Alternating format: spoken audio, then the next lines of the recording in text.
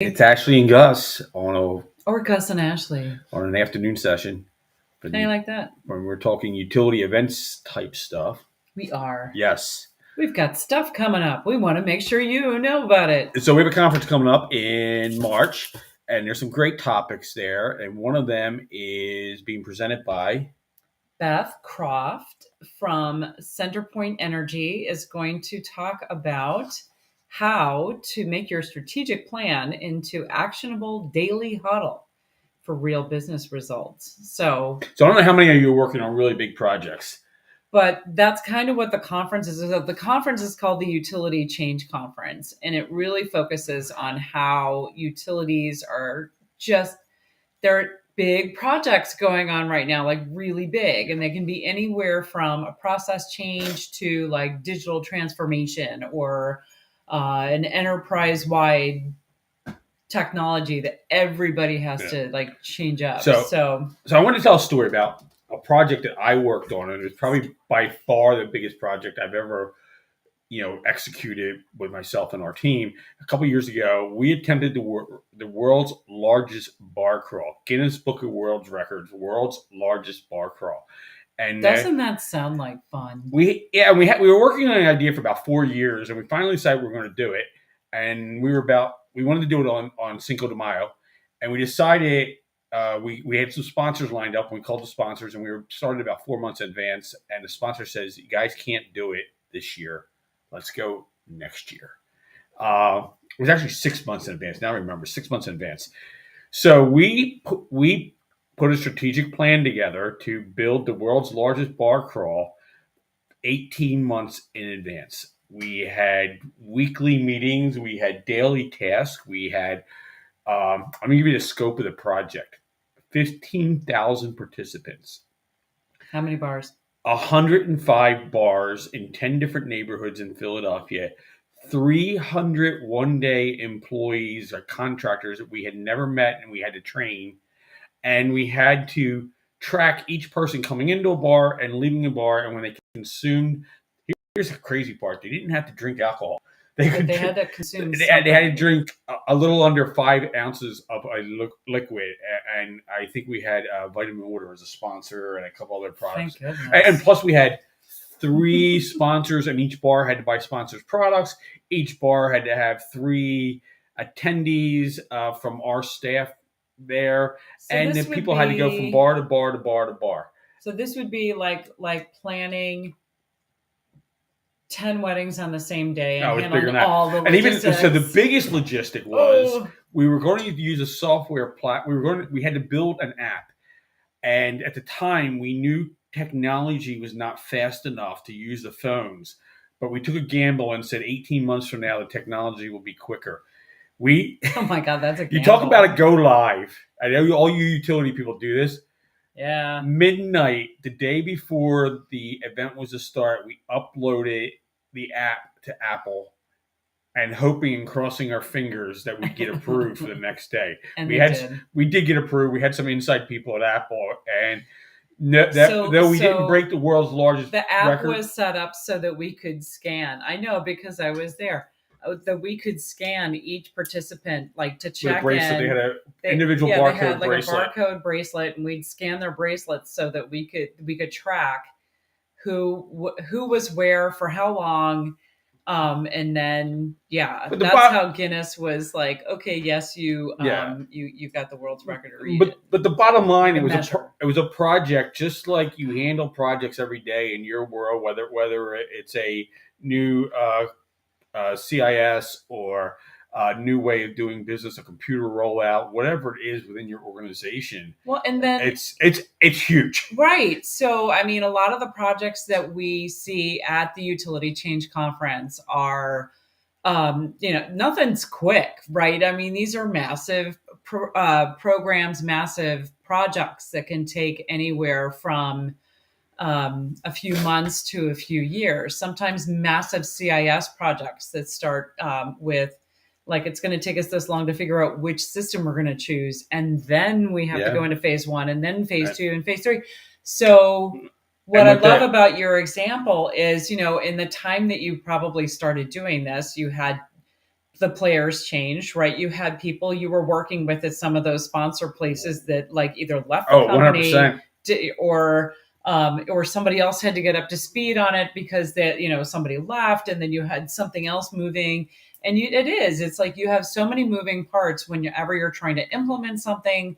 And this is exactly why we run this conference, so everybody can get together and go, and then they can start making connections and learn from each other on how to do it. And the crazy thing of the world is in your utility space, most of you don't compete with anyone else. Right. We actually partnered with our biggest competitor in the city for the bar crawl, Yeah. and then we hired 3 other firms in the city that sort of did what we did to help staff it and run all the logistics and the sponsorship programs and everything else. Because you can't do it all alone. These are big projects. You can only, from some of my understanding, reading and stuff, you can only handle 7 things at a time, and that's why if you look up your chain of command, no one's in charge of more than 7 people, so to say, or 7 areas of responsibility. Wow. So cool. What is so Beth is going to talk about so CenterPoint Energy is going to be at the conference. We're so excited to feature them there. They had a strategic plan from their leadership. The goal was set, like, this is what we're doing, this is the time frame in which we're going to do it. Okay. So the team had to take on that strategic plan and then identify measurable outcomes. And then once they did that, they went on to create actionable mini goals and then keep the purpose and structure of the common goal in the consciousness of all the team members all the time. So they used the Hoshin-Conry model, which I personally don't know much about, but we'll learn when we're at the conference. And we'll hear how CenterPoint Energy's team focused its collective mindset and language to achieve the desired business outcome. So I'm really excited about this because I think so many times, we have at our conferences people who talk about the big projects, but to really break it down and see like, okay, how did you, yes, this is what you did, but how did you do it? Like, how did you get everybody on board?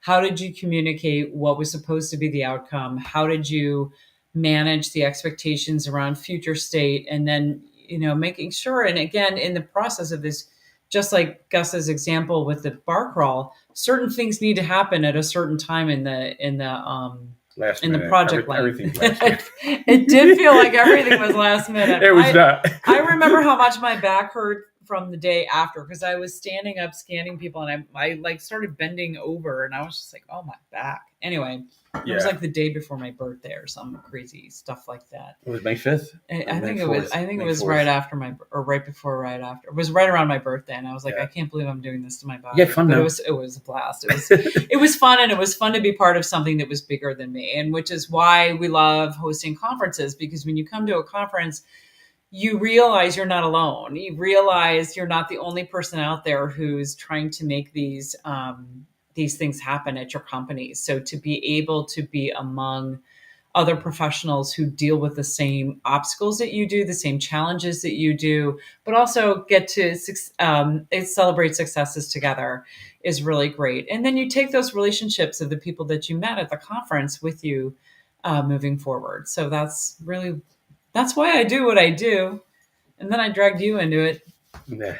So now I do what I do. Now I do what I do with Ashley. Yeah, so Gus makes sure. So if you think a guy who organized the world's largest bar crawl, he's wicked awesome when he's on site because we have the best networking happy hours at the end of each day. Like day one of a conference, we have a networking happy hour, and Gus is in charge of making sure that he sources the best place to have it, the best but then nibbles. Our staff executes. I just make sure that we get to the right place. And that's an important piece. It's the mixer. It is absolutely. It's what you're not getting. It's what you're not getting at other conferences.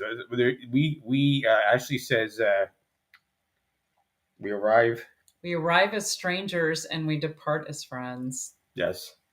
We greet with handshakes and we leave with hugs. It's you make friends at this conference. You make real valuable connections. And it's sort of like, it's hard to tell somebody that, like, you're going to experience this when you come to the conference, because you're like, whatever, it's a conference. I'm going to listen to a bunch of speakers and I'm going to learn a lot, of course. But the amount of emotion that people experience when they're there, because they suddenly feel like they're part of a community. I know. You're a member. You belong in that room. So get in that room. I know this on the change management conference that Beth is speaking at. Yeah. I know our networking happy hour has a 95% chance of being on the beach during a sunset. Ooh, you're right. We kind of designed it that way. Yeah. So unless it's raining. It rarely rains there. I know. That's the cool thing. That's why we choose to go to this place. So it's probably not going to rain.